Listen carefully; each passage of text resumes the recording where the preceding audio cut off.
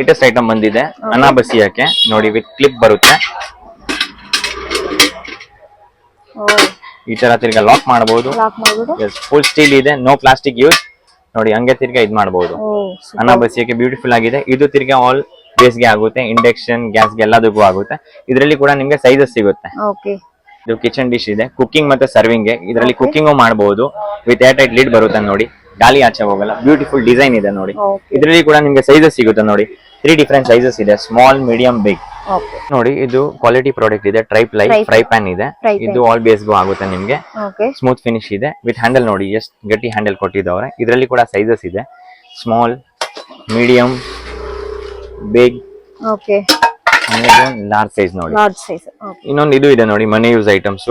Copper ಹಂಡಿ ಇದೆ, ಒಳಗಡೆ steel ಇದೆ, ವಿತ್ ಕ್ಯಾಪ್ ಬರುತ್ತೆ. ಇದ್ರಲ್ಲೇ ಕುಕಿಂಗ್ ಮಾಡಬಹುದು. ಇದು ಒಲೆ ಮೇಲೆ ಮಡಗಬಹುದು.